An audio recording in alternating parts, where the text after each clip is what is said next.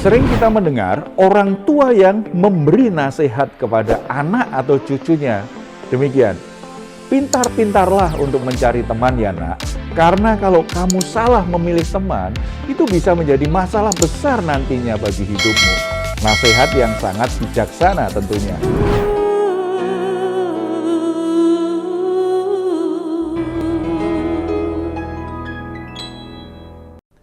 Shalom, God Lover yang dikasih oleh Tuhan. Senang boleh kembali berjumpa dengan saudara dalam program Resen God malam hari ini bersama Diaspora TV. Setelah melewati berbagai kesibukan sepanjang hari ini, mungkin kita menjadi lelah, tetapi jiwa kita juga letih dan lesu. Bahkan pikiran kita terbebani, begitu berat dengan masalah kita. Dan ini bisa mengganggu istirahat kita. Apapun keadaanmu, jangan pernah menyerah, sebab Tuhan mengundang kita setiap hari untuk bisa mengalami kelegaan dan bisa beristirahat dengan baik. Tuhan Yesus berkata kepada kita, "Marilah kepadaku semua yang letih lesu dan berbeban berat, aku akan memberi kelegaan kepadamu." Mari kita responi undangan Tuhan ini dengan iman kita datang kepadanya, kita bersatu dalam doa. Bapa di surga, kami datang kepadamu. Tuhan tahu keadaan kami, masalah-masalah kami, hal-hal yang mengganggu pikiran kami dan menekan jiwa kami. Tetapi kami juga sangat tahu, kami sangat percaya di dalam Engkau kami akan mengalami kelegaan. Ada pertolongan, kuasa-Mu akan bekerja sedemikian rupa sehingga kami bisa mengatasi masalah-masalah kami satu persatu. Bapa, saat ini kami rindu mendengar suara-Mu, mari Engkau berfirman lewat hamba-Mu. Nyatakan kebenaran dan perbarui hati dan pikiran kami. Dalam nama Tuhan Yesus. Amin. Sering kita mendengar orang tua yang memberi nasihat kepada anak atau cucunya. Demikian, pintar-pintarlah untuk mencari teman ya nak, karena kalau kamu salah memilih teman, itu bisa menjadi masalah besar nantinya bagi hidupmu. Nasihat yang sangat bijaksana tentunya. Hal itulah yang dialami oleh Raja Yosafat sebagaimana ditulis di 2 Tawarikh 19 ayat 1-3. Apa yang sebenarnya dilakukan oleh Raja Yosafat yang perlu kita cermati supaya kita bisa memilih sahabat yang baik, sekaligus kita juga bisa memberi nasihat kepada anak-anak kita atau cucu kita atau orang lain, sahabat kita, supaya mereka juga pandai-pandai memilih sahabat. Kita membaca ayat yang pertama. Yosafat Raja Yehuda pulang dengan selamat ke istananya di Yerusalem. Ketika itu Yehu bin Hanani, pelihat itu pergi menemuinya dan berkata kepada Yosafat, "Sewajarnyakah engkau menolong orang fasik dan bersahabat dengan mereka yang membenci Tuhan? Karena hal itu Tuhan murka terhadap engkau. Namun masih terdapat hal-hal yang baik padamu, karena engkau menghapuskan tiang-tiang berhala dari negeri ini dan mencari Allah dengan tekun." Raja Yosafat telah memilih persahabatan yang salah, yang terlihat dari ayat yang kita baca tadi. Yang pertama, ia menolong orang fasik. Di ayat 2 dikatakan, "Sewajarnyakah engkau menolong orang fasik?" Raja Yosafat ditegur oleh Allah lewat pelihat yang bernama Yehu bin Hanani, karena dia telah menolong Raja Ahab dalam usaha untuk memerangi Aram. Walaupun usaha ini gagal total karena Tuhan tidak menghendakinya, hal ini menjadi keputusan yang salah di hadapan Allah, yang membuat Allah kemudian murka atas Yosafat. Saudara-saudara, Raja Yosafat orang yang sebenarnya mengasihi Tuhan, tetapi ternyata tidak bijaksana di dalam memilih sahabat. Memang kita harus menolong orang lain, itu benar. Tetapi jangan asal menolong. Lihat juga siapa yang saudara tolong. Dan untuk apa saudara menolong orang tersebut. Kalau saudara tahu orang itu adalah orang yang jahat, dan hasil dari usahanya adalah suatu kejahatan, maka tidak pada tempatnya kita menolong orang yang seperti itu. Jadi jangan karena kita berteman dengan seseorang, kita dekat dengan sahabat kita, sehingga kita menjadi buta dengan keberadaan yang sesungguhnya, yang pada akhirnya kita terlibat dalam suatu usaha yang bertentangan dengan firman Tuhan, yang menyimpang dari jalan Tuhan, yang bertabrakan dengan firman Tuhan. Saudara-saudara, kita harus bisa memilih sahabat dengan bijaksana yang selaras dengan kehendak dan hati Tuhan. Yang kedua, bersekutu dengan orang yang membenci Tuhan. Yosafat telah bersekutu dengan orang yang membenci Tuhan. Sewajarnyakah engkau bersahabat dengan mereka yang membenci Tuhan? Raja Yosafat juga ditegur karena dia bersekutu dengan Ahab, orang yang membenci Tuhan. Yosafat lebih mementingkan keuntungan pribadinya daripada ketaatannya kepada Allah.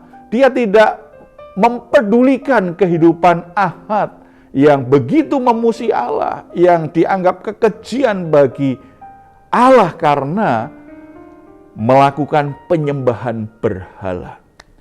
Sebagai orang yang percaya kepada Tuhan Yesus, sebagai orang yang beriman, hendaknya kita tidak bersekutu dengan orang-orang yang benar-benar menghina Tuhan, dengan orang-orang yang jahat, berbuat kejahatan. Jangan sampai kita bersekutu. Kita kenal, dalam dunia persahabatan, dalam masyarakat secara sosial, kita harus membuka diri untuk berteman dengan banyak orang. Tetapi kalau sampai bersekutu, ada ikatan yang begitu dalam dengan orang-orang yang membenci Tuhan, ini bisa merusak iman kita. Karena persahabatan yang tidak menitik beratkan pada kebenaran Tuhan, mengabaikan kebenaran Tuhan, persahabatan yang membuat kita jauh dari komitmen kepada Tuhan, akan menjebak kita, akan menggoda kita, akhirnya kita kompromi dengan dosa. Saudara-saudara, siapa sahabatmu, itu akan mempengaruhi hidupmu. Kalau dia orang fasik dan membenci Tuhan, imanmu akan terganggu, imanmu akan dipengaruhi, dan akhirnya sadar atau tidak, saudara akan mengkompromikan iman dan kebenaran yang selama ini saudara pegang. Akhirnya saudara akan keluar dari jalur Tuhan. Roma 12 ayat 2 menulis seperti ini. Janganlah kamu menjadi serupa dengan dunia ini, tetapi berubahlah oleh pembaruan budimu, sehingga kamu dapat membedakan manakah kehendak Allah, apa yang baik, yang berkenan kepada Allah, dan yang sempurna. Tuhan sudah mengingatkan kita, ibadah sejati kita ini jangan serupa dengan dunia. Dan dunia itu sangat dipengaruhi oleh orang-orang fasik dan orang-orang yang membenci Allah. Kita jangan bersekutu dengan mereka. Pilih sahabat yang memberi pengaruh baik. Pilih sahabat yang memberimu motivasi iman yang semakin kuat untuk mencintai Tuhan lebih baik lagi. Mari kita refleksikan kebenaran firman Tuhan ini dalam hidup kita secara pribadi. Apakah hidupmu selama ini mengalami kesulitan-kesulitan di dalam memilih sahabat? Atau saudara telah terlanjur memilih sahabat yang salah? Adakah persahabatanmu itu memberi pengaruh yang buruk? Mungkin saat ini saudara sedang bingung untuk memutuskan siapa yang akan menjadi sahabat atau rekan kerjamu. Siapa yang jadi rekan bisnismu? Siapa yang menjadi anggota tim kerjamu? Mari kita belajar dari kesalahan Raja Yosafat. Raja Yosafat, raja yang diberkati Tuhan dan dicatat sebagai orang yang benar. Tetapi ketika dia salah memilih sahabat, akhirnya ada sesuatu yang buruk terjadi. pastikan bahwa orang yang menjadi sahabat dan mitra saudara dalam bekerja bukanlah orang fasik dan bukan orang yang membenci Tuhan.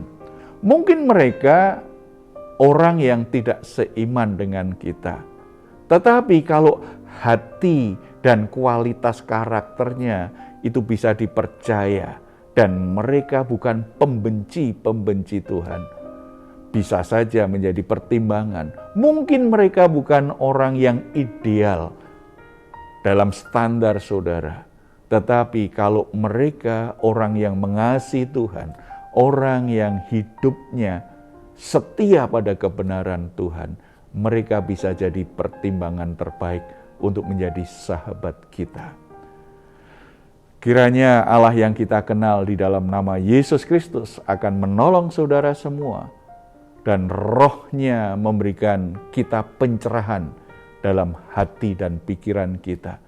Siapa yang akan kita pilih jadi sekutu kita, menjadi mitra kerja kita, menjadi tim kerja kita, menjadi sahabat terdekat kita, supaya lewat persahabatan-persahabatan yang saudara jalani, saudara semakin kuat imanmu, semakin mengenal Tuhan, semakin memiliki karakter yang memancarkan keserupaan dengan Yesus Kristus. Itulah sahabat sejati yang Tuhan ingin kita pilih dan kita nikmati relasi kita bersama-sama dengan Dia. Kita bersatu dalam doa. Bapa di surga, kami mengucap syukur karena Tuhan sudah mengajar kami dan mengingatkan kami untuk bijaksana di dalam memilih sahabat-sahabat dekat, apalagi ketika itu menjadi sahabat dalam persekutuan yang erat. Belajar dari kesalahan Yosafat, Tuhan beri kami hikmat, ketegasan, dan keberanian membuat garis batas yang tegas di dalam satu relasi. Ketika kami harus seringkali berkomunikasi dan berinteraksi dengan orang-orang yang fasik, orang yang melakukan kejahatan, atau orang-orang yang membenci Tuhan, supaya kami tidak terlibat terlalu dalam dengan mereka, sehingga iman dan hidup kami tidak tercemari. Tetapi biarlah kami dengan hikmat Tuhan bisa punya sikap yang benar, bahkan kami bisa menggarami mereka menjadi saksi yang baik, yang mengubah orang-orang yang punya kebiasaan buruk. Akhirnya mereka bisa meninggalkan kebiasaannya menjadi orang yang lebih baik karena kekuatan, kasih, kuasa, dan kebenaran Tuhan mengalir dalam hidup kami, mengubah orang-orang di sekitar kami. Tuhan lindungi anak-anak-Mu yang bekerja dan tinggal di area di mana orang fasik dan pembenci Tuhan itu ada di sekeliling mereka. Teguhkan imannya, kuatkan imannya, beri mereka keberanian untuk menyatakan imannya, menyatakan kebenaran-Mu, dan beri mereka hikmat bagaimana melakukannya dengan baik. Doa hamba-Mu dimanapun kami berada, kami sungguh-sungguh jadi garam dan terang bagi orang-orang di sekitar kami. Dalam nama Tuhan Yesus kami berdoa. Amin.